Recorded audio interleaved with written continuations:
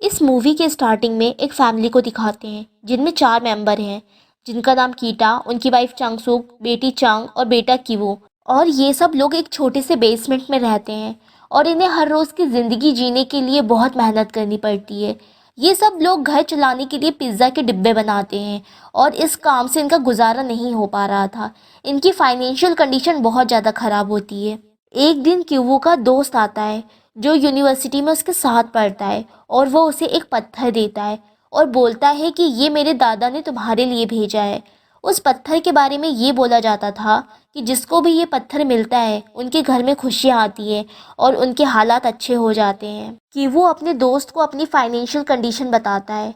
उसका दोस्त बोलता है कि मैं स्टडी के लिए आउट ऑफ कंट्री जा रहा हूँ। जिस लड़की को मैं ट्यूशन पढ़ाता था तुम उसे इंग्लिश पढ़ा देना। इस पर कीवू कहता है मैं कॉलेज तो नहीं जाता और वो लोग मुझे काम नहीं देंगे।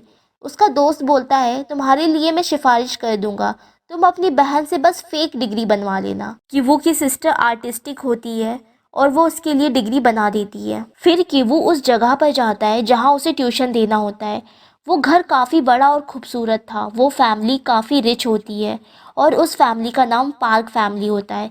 इस फैमिली में 4 लोग होते हैं, हस्बैंड, वाइफ और उनके 2 बच्चे, एक लड़की और लड़का। लड़की का नाम दहाई जिसे ट्यूशन पढ़ाना होता है। वहाँ पर एक मेड भी होती है जो काफ़ी दिनों से वहाँ पे काम कर रही होती है। कि वो एक डेमो क्लास देता है जिसमें दहाई की मदर उसके साथ बैठ जाती है। वो लोग कीवू से सेटिस्फाई हो जाते हैं और उसे काम दे देते हैं।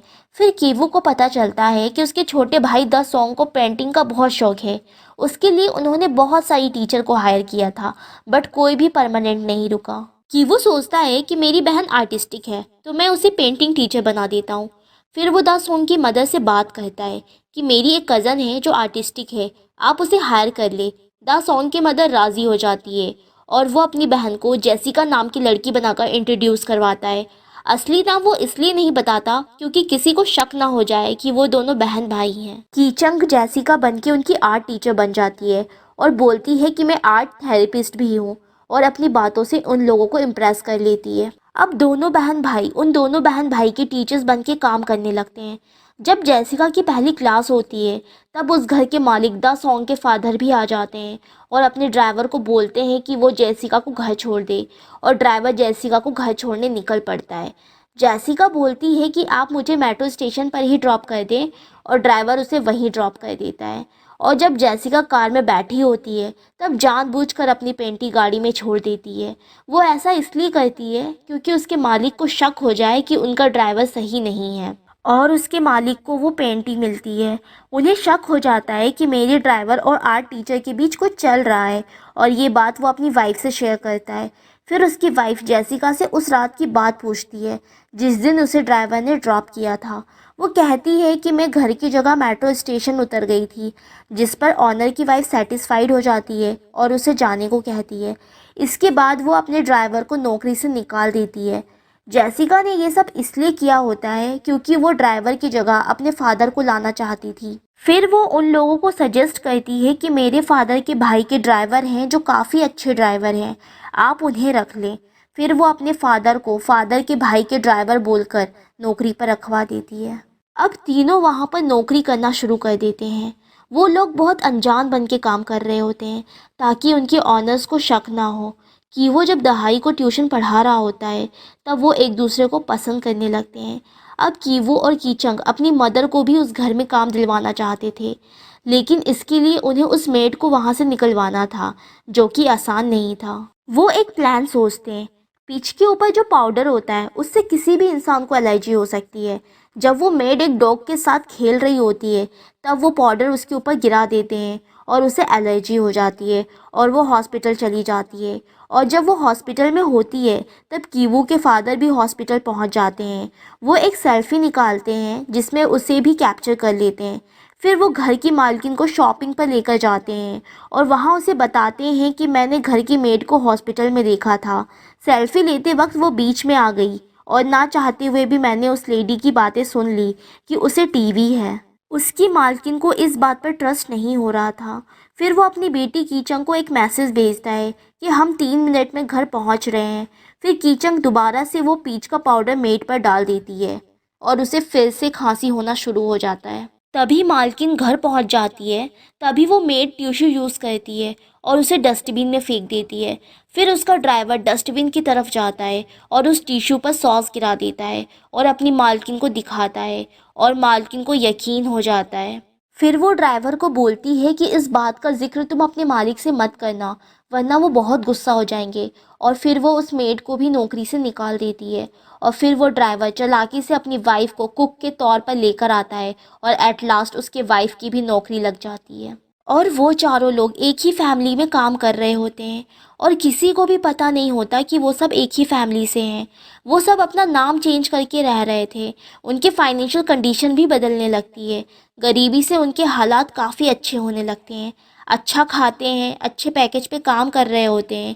फिर द सॉन्ग का बर्थडे आता है और पार्क फैमिली उसे सेलिब्रेट करने के लिए एक पिकनिक पर जाने का फ़ैसला करती है और वो उसके लिए चले जाते हैं। उनके जाने के बाद ये चारों लोग पार्टी सेलिब्रेट कर रहे होते हैं। तभी अचानक से डोर की बेल बजती है और दरवाजे पर वही पुरानी मेड खड़ी होती है। वो कहती है, मेरा कुछ सामान वहाँ पर रह गया है जिसे मैं लेना चाहती हूँ। चंगसू उसे अंदर आने देती है। फिर वो लेडी बेसमेंट में चली जाती है। टाइम काफ़ी गुजर गया होता है। वो लेडी वापस नहीं आती। तब चंगसू वहाँ जाकर देखती है। तब वो एक कबर्ड को ढकेल रही होती है। वो उससे हिल नहीं रहा था क्योंकि उसके नीचे एक प्लेट फंसी होती है। चंगसुक उस प्लेट को निकाल देती है और वो अलमारी अपनी जगह से हट जाती है। उस अलमारी के नीचे एक रास्ता होता है, एक खुफिया रास्ता जो नीचे की तरफ जा रहा होता है। वो मेड वहाँ पर चली जाती है और देखती है कि वहाँ पर एक आदमी है जो उसका हस्बैंड होता है। उसने उसे वहाँ पर 4 साल से छुपा के रखा होता है। पार्क फैमिली को इसके बारे में नहीं पता था और उनसे पहले यहाँ पर कोई दूसरी फैमिली रहती थी और ये मेड यहाँ पर बहुत दिन से काम कर रही होती है, इसलिए इसे पता होता है कि यहाँ एक खुफिया रास्ता है। उसने अपने हस्बैंड को यहाँ इसलिए छुपाया है क्योंकि उसके ऊपर कुछ कर्जा है और वो नहीं उतारेगा तो लोग उसे मार देंगे। फिर वो मेड चंगसुक को कहती है कि हफ्ते में एक बार मेरे हस्बैंड को खाना दे देना, यहाँ पर फ्रिज रखा है, इसके बदले में मैं तुम्हें पे कर दूंगी। चंगसुक मना कर देती है और पुलिस को कॉल करने का बोलती है, जिस पर वो मेड काफ़ी मिन्नतें करती है। चंगसुक का हस्बैंड और बेटा बेटी ये सब बातें सुन रहे थे। उसमें किसी का पैर स्लिप होता है और वो तीनों सामने आकर गिर जाते हैं। ये सब देखकर वो मेड वीडियो बना लेती है कि वो कहता है, पापा मेरा पैर, और ये भी वीडियो में रिकॉर्ड हो जाता है, जिससे ये पता चल जाता है कि ये चारों एक ही फैमिली के हैं और उन्होंने चालाकी से यहाँ पर नौकरी ली है। ये वीडियो वो घर की मालकिन को सेंड करने का कहती है, जिस पर चंगसुक उससे रिक्वेस्ट करती है कि वो ऐसा ना करे। वो और अपने हस्बैंड को लेकर ऊपर आ जाती है और चारों को कहती है कि वो सब अपने हाथ ऊपर करके खड़े हो जाए। वो खड़े हो जाते हैं। वो उनका भी वीडियो बना लेती है और उस टेबल का भी जिस पर वे सब लोग पार्टी कर रहे थे। वो चारों हस्बैंड वाइफ पर अटैक कर देते हैं और उनसे मोबाइल लेकर वीडियो को डिलीट कर देते हैं। उन लोगों की आपस में लड़ाई चल रही होती है। तभी अचानक फ़ोन की घंटी बजती है। चंगसुक फ़ोन उठाती है और घर की मालकिन का कॉल होता है। वो कहती है कि तेज़ बारिश की वजह से ट्रिप कैंसिल हो गई और हम 8 मिनट में वापस आ रहे हैं, तब तक तुम खाना बना कर रखना। और 8 मिनट में उन्हें घर का सारा सामान भी सेट करना था। कॉल के वक्त वो सब दोनों हस्बैंड वाइफ का मुंह बंद करके खड़े होते हैं। फिर वो सब उन दोनों को बांध कर बेसमेंट में छोड़ देते हैं और सफाई करना शुरू कर देते हैं। और ठीक 8 मिनट में वो फैमिली घर पर आ जाती है और तब तक घर साफ़ हो चुका था और वो लोग फिर छुप जाते हैं। वो लोग खाना खाते हैं और घर की मालकिन चंगसुक को बताती है कि एक बर्थडे की रात को मेरा बेटा केक खाने को उठा था। तब उसने भूत को देखा था, लेकिन वो भूत नहीं था, वो मेड का हस्बैंड था और ये लोग समझते हैं कि वो शायद कोई भूत है। बारिश हो रही होती है। तभी उनका बेटा द सॉन्ग बोलता है कि आज रात वो बाहर सोएगा और वो टेंट लेकर बाहर चला जाता है। द सॉन्ग के मदर और फादर हॉल में ही सोते हैं ताकि सारी रात वो उसे देख सके।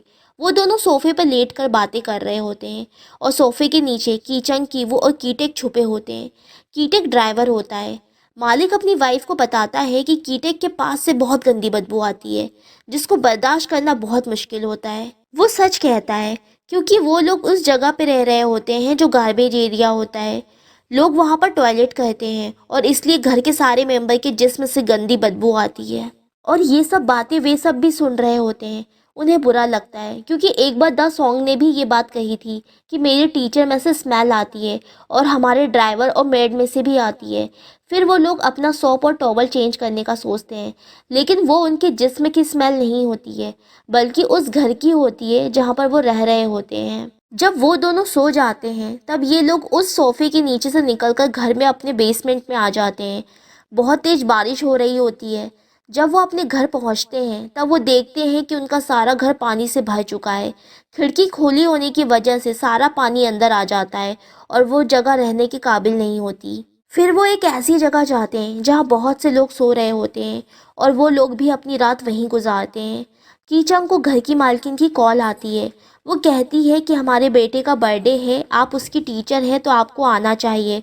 और वो कीवो को भी बुलाती है जो उसकी बेटी की टीचर होता है। फिर वो बाजार में शॉपिंग करने जाती है। जब वो गाड़ी में बैठी होती है उसके ड्राइवर में से एक अजीब टाइप की स्मेल आ रही होती है और वो अपने नाक पर हाथ रख लेती है, जिस पर उसके ड्राइवर को बहुत बुरा लगता है क्योंकि वो नहीं चाहता कि लोग उसके साथ ऐसा रिएक्ट करें। उसकी मालकिन भी ऐसा नहीं करना चाहती थी लेकिन उसे ऐसा करना पड़ता है। पार्टी स्टार्ट हो जाती है और कीवो और उसके स्टूडेंट ऊपर होते हैं। कीवो उससे पूछता है कि क्या तुम्हें लगता है कि हम इनमें से एक हैं। वो अपने जवाब को यस कहते हुए सर हिला देती है।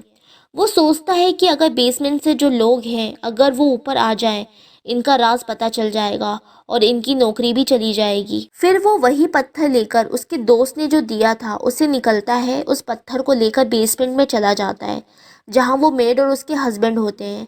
उस मेड की एक रात पहले ही मौत हो गई थी क्योंकि जब वो लोग इन्हें नीचे लेकर जा रहे थे तब वो भागकर ऊपर आने की कोशिश करती है, जिस पर चंगसुक उसे टांग मारती है और वो गिर जाती है और मर जाती है। उन चारों को भी इस बारे में पता नहीं था। जब वो नीचे जाता है उस पत्थर को लेकर तभी वो पत्थर हाथ से गिर जाता है, लेकिन वो चालाकी से उस पत्थर को उठा लेता है। वो उन दोनों को मारने आया था ताकि उनका राज कभी ना खुल पाए। वो धीरे धीरे आगे बढ़ता है। तभी उस मेड का हस्बैंड कीवू के गले में रस्सी डालकर उसे घसीटता है और उसे रस्सी एक जगह पर अटका देता है। फिर वो वही पत्थर उठाता है। वो कीवू को पत्थर से मारने लगता है लेकिन नहीं मार पाता और कीवू वहाँ से भाग जाता है और बेसमेंट में गिर जाता है और वो आदमी उसे मार देता है। फिर वो पार्टी वाली जगह पर पहुँच जाता है। फिर उसकी नज़र कीचंग पर पड़ती है जो केक लेकर द सॉन्ग की तरफ जा रही होती है। वो चाकू से कीचंग के सीने पर वार करता है जिससे वो जख्मी हो जाती है। कीचंग के फादर उसके जख्म को दबाते हैं ताकि ज़्यादा खून ना बहे। चंगसुक देखती है कि उसने मेरी बेटी पर हमला किया है और वो उससे लड़ने लगती है और इस लड़ाई में चंगसुक उस आदमी को मार देती है।